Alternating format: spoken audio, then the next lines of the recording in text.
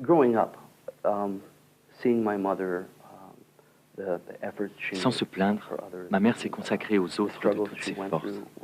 En la voyant si dévouée pour sa famille, dès mon enfance, j'ai décidé de devenir une personne sur laquelle ma mère puisse compter. J'ai donc étudié avec beaucoup de sérieux afin d'entrer à l'université.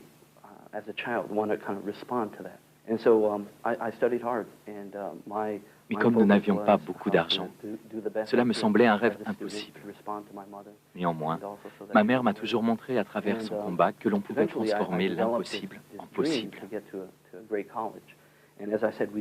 J'ai donc continué à faire des efforts et à relever tous les défis qui se sont présentés. Finalement, mon rêve s'est réalisé. J'ai pu avoir une bourse pour entrer à l'université de Yale.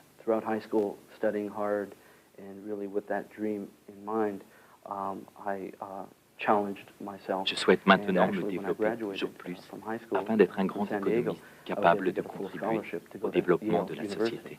My dream is to be a great economist, recognized for really contributing to the betterment of society. La Soka Gakkai USA s'est développée et à l'heure actuelle compte 300 000 adhérents. Dans son ouvrage intitulé La Révolution humaine, M. Ikeda mentionne « La révolution humaine d'une seule personne peut entraîner la transformation du karma d'un pays entier. Elle rend même possible la transformation du karma de toute l'humanité. » En tant qu'économiste, Hazel Henderson travaille à l'élaboration d'une économie qui a pour finalité l'être humain. Elle est très connue pour ses actions humanitaires dans la société. This is the first generation in all of human history where people are taking responsibility for the whole planet and the whole human family. Nous sommes entrés dans une époque où les êtres humains doivent prendre la responsabilité totale vis-à-vis de leur propre terre. Je partage profondément les valeurs de M. Ikeda et de la Soka Gakkai. I believe that spirituality should be expressed in the world, in trying to make the world a better place. Si la spiritualité ne se manifeste pas dans la réalité, elle n'a aucun sens. Je pense que le bouddhisme permet d'éveiller les êtres humains à la bienveillance et les rend autonomes.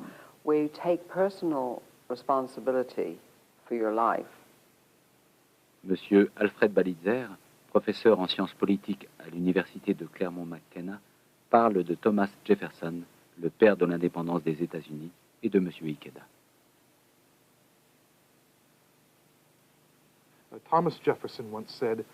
Jefferson dit qu'un pays ne peut pas exister si le peuple n'est pas autonome.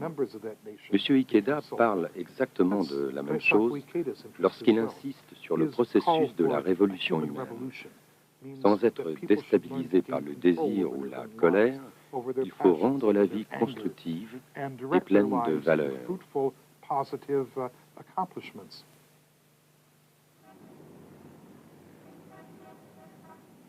Le 8 septembre 1968, M. Ikeda fit une intervention audacieuse devant 20 000 étudiants à l'auditorium de l'université de Nihon.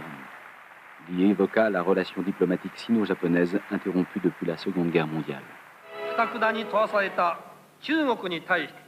それを開かせる最も有力な鍵を握っているのは歴史的な伝統の上からも地理的な位置から言っても民族的な親近性からも我が日本においては絶対にありません。したがって何としてでも日本政府は北京政府と話し合うべきだ。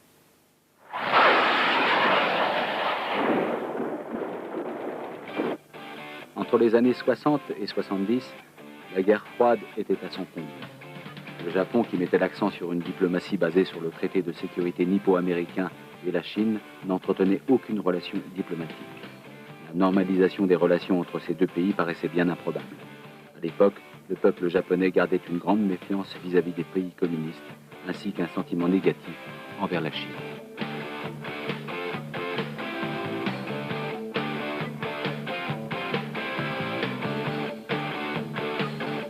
Le président Ikeda était violemment critiqué à l'intérieur de la Nichiren Shoshu, l'organisation religieuse, ainsi qu'à l'extérieur.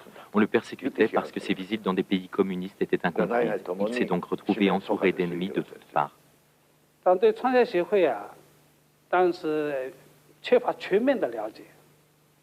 l'époque, nous n'avions pas une connaissance réelle de ce qu'était la Soka Gakkai. Nous nous méprenions sur ses dessins.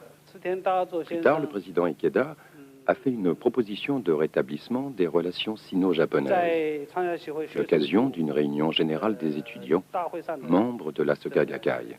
Nous avons noté qu'il avait fortement insisté sur l'importance de faire des efforts pour rétablir la paix en Asie et contribuer au bonheur de l'humanité et à sa prospérité. À la suite de cette intervention, notre jugement à son égard s'est radicalement transformé. Des dirigeants progressistes qui travaillaient d'arrache-pied dans cette direction ont prêté grande attention à cette intervention. Parmi eux, M. Takasaki, ancien chef du cabinet de projet économique, M. Takeuchi, écrivain, et M. Matsumura, ancien ministre de l'Éducation. M. Matsumura a rendu visite à M. Ikeda après cette intervention.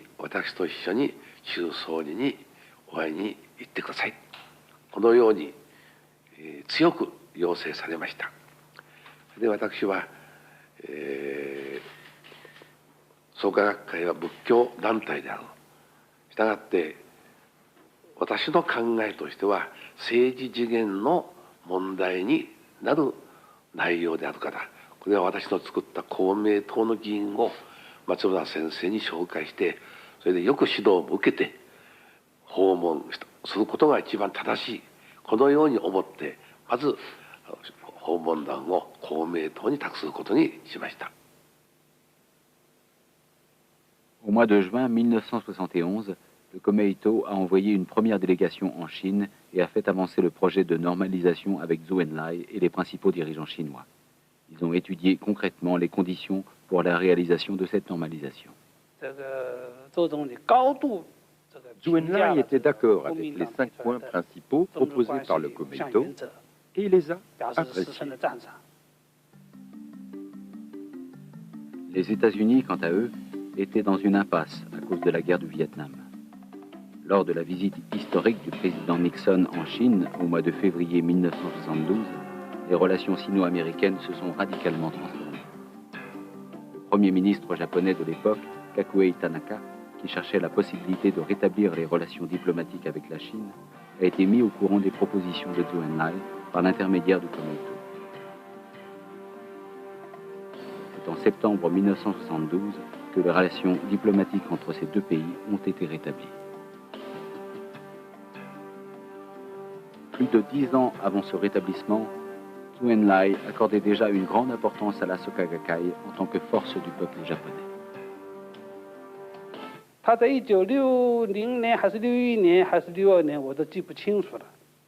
C'était au début des années 60.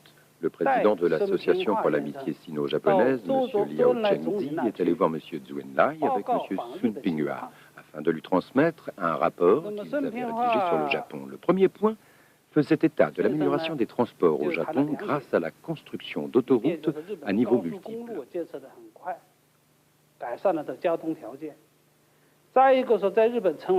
Le deuxième point de ce rapport concernait l'émergence d'une organisation bouddhiste de plusieurs millions d'adhérents qui devenait le point de mire des Japonais. L'attention de Zhou Enlai a été retenue par ce point et il a donné l'instruction de contacter cette organisation. Au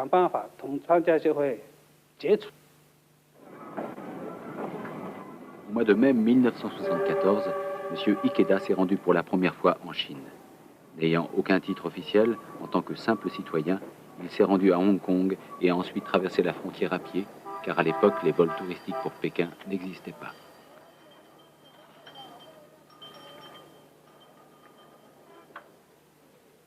Sa rencontre avec Zhou Enlai a eu lieu en décembre 1974, lors de sa deuxième visite dans ce pays.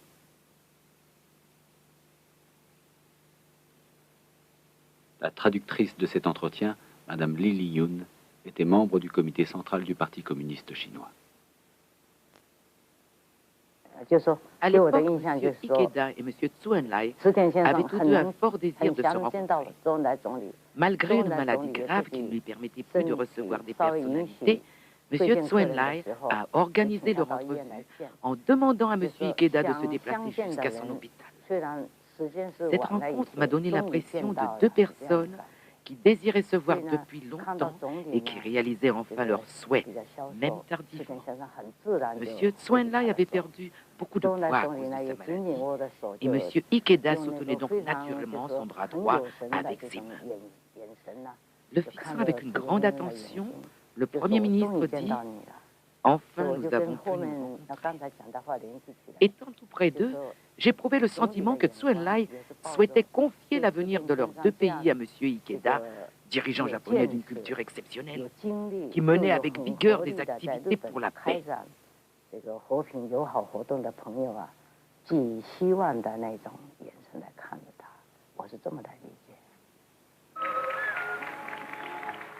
Sun Pinghua, président de l'Association pour l'amitié sino-japonaise de l'époque, parle ainsi des actions de M.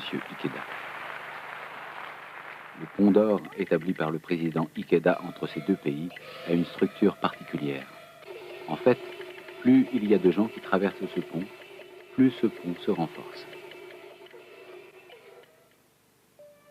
Au mois de septembre 1974, 3 mois avant cet entretien avec Zhou Enlai, M. Ikeda a visité l'URSS pour la première fois et a rencontré le Premier ministre russe, M. Kosygin. À l'époque, les relations entre l'URSS et la Chine étaient tendues au point que ces deux pays avaient posté réciproquement des soldats à leurs frontières.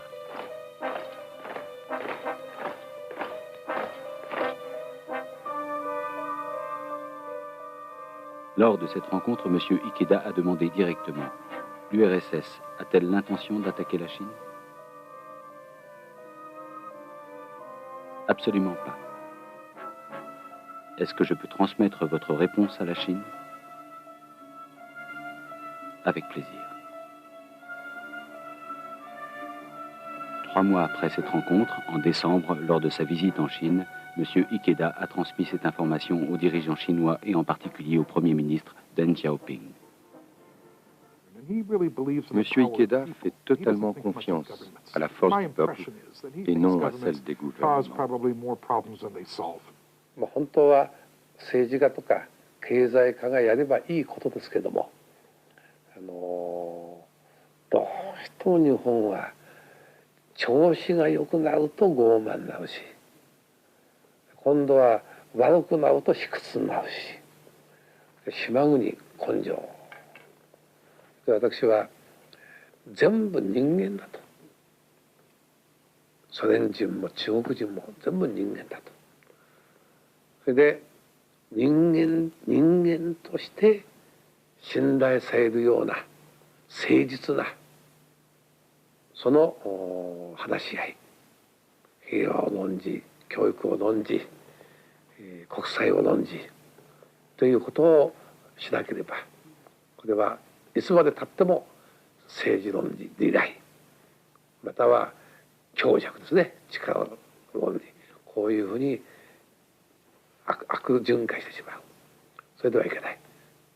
Léon Storjak, professeur adjoint de l'Université de Moscou, a assumé le rôle de traducteur lors de l'entretien avec M. Kosygin en septembre 1974. Comme vous le voyez, M. Kosygin a débuté cet entretien avec beaucoup de méfiance.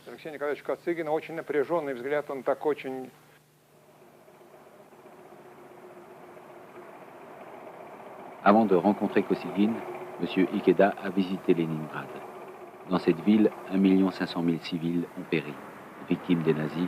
Le siège durant 900 jours, à partir de 1941. Lors de cette visite de Leningrad, M. Ikeda a vérifié de ses propres yeux le prix payé par l'URSS dans son combat contre le fascisme.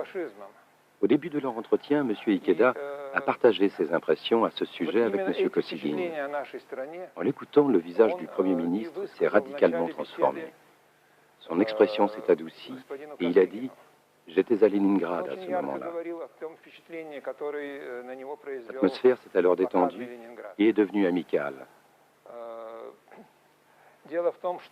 Contrairement aux autres entretiens, avec des délégations japonaises, le sort des victimes de guerre ainsi que des solutions pour éviter de telles tragédies ont été évoquées lors de celui-ci.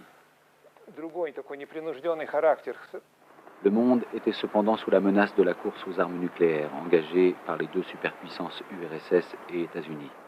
M. Ikeda a donc organisé dans le monde entier une exposition pour faire connaître l'horreur des armes nucléaires. したがって日本人としてまた平和主義者としてまた私は仏教者としてこの悲惨さ残酷さだけは一生涯全世界を駆け巡って訴えなくちゃならない使命と義務と責任とまたそれだけの権利があるこう思っておることだけは前提とさせていきます。 En 1985, M. Gorbatchev a été nommé secrétaire général du Parti communiste de l'URSS. Peu de temps après, il s'est engagé dans la perestroïka. À partir de ce moment, le monde commença à se transformer profondément. En juillet 1990, M. Ikeda a rencontré le président Gorbatchev.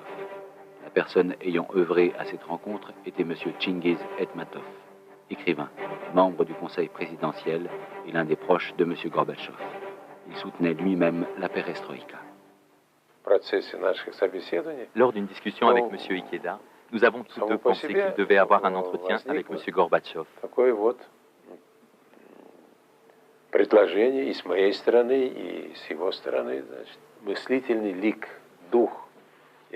Ikeda étant un représentant de la pensée contemporaine au Japon, M. Gorbatchev a émis le désir de le rencontrer.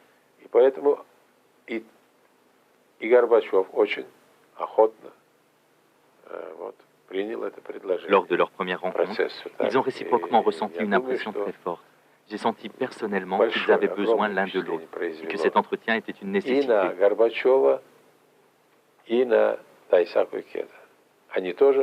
J'ai été très content du contenu de leur entretien.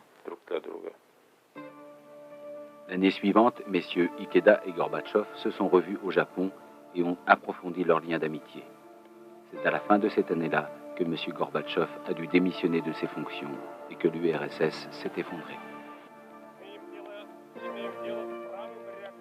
M. Ikeda a dit à M. Gorbatchev « C'est maintenant que votre véritable vie commence, avec le soutien de votre femme Raïssa, votre plus grande collaboratrice.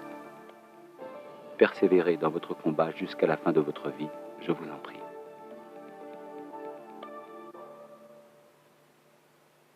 En ce moment, en Californie, la construction de l'université Soka progresse.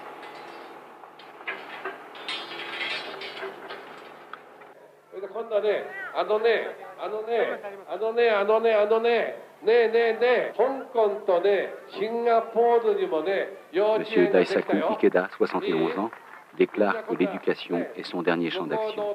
Depuis la fondation de l'université Soka en 1968, les écoles Soka dispensent de nos jours une éducation fondée sur une pédagogie cohérente, de la maternelle jusqu'à l'université.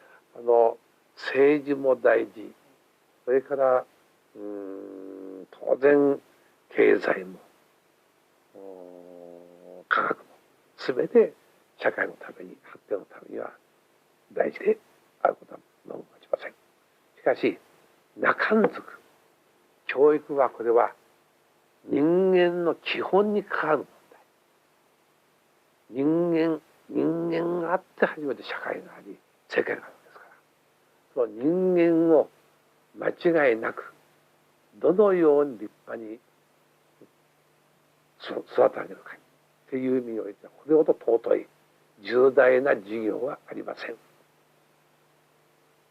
Dans la société, beaucoup de gens vous considèrent comme un gourou. Qu'en pensez-vous? 指導者という次元といわゆる今度はドグマの教祖という一種の次元というのはちょっと似たようであって根本で違うんです。人間であってそれで、人間が人間を引っ張ってきます。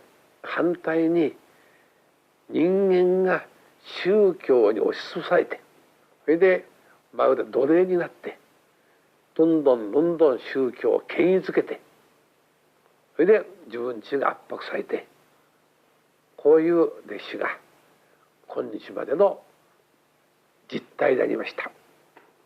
だから幸福であるべき平和であるべきものが反対に聖職者や宗教という名を借りてどれだけ多くの人が反対に惑わされたか、これも瞬間なる事実です。生命は一人も残らず公平な尊厳さがある。僧が上信徒が下、とんでもない間違いです。総学科会長が上会議が下、とんでもない間違いです。本末転倒です。これはもうそうなった場合には総学会も邪教です。Comment faire pour que l'humanité et les autres espèces vivantes coexistent harmonieusement sur notre minuscule planète?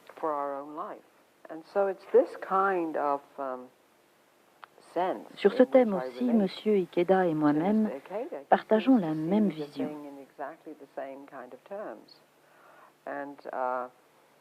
Je discute beaucoup avec mon petit-fils, âgé de 7 ans. Dans la longue histoire humaine, à mon avis, c'est la première fois qu'un enfant de 7 ans doit s'inquiéter de la disparition totale de certaines espèces.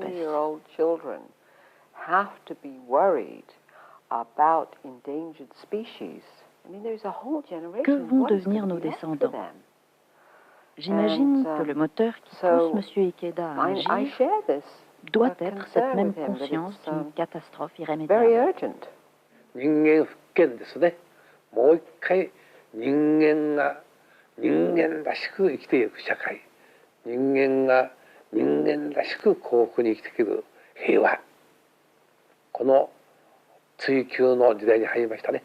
もう飽きしましたね。力の論理、利害の論理、それからいがみ合い、紛争、もっと懸命にもっと安心してもっと平和に楽しんでいこう。ともかく地道であるようであるけれども一人一人に平和の種、幸福の種、それから信頼の種、人間らしい本当の人間の種、これを私は植えていく運動が21世紀だと思うんです。もう道遠くてもそれしかないです。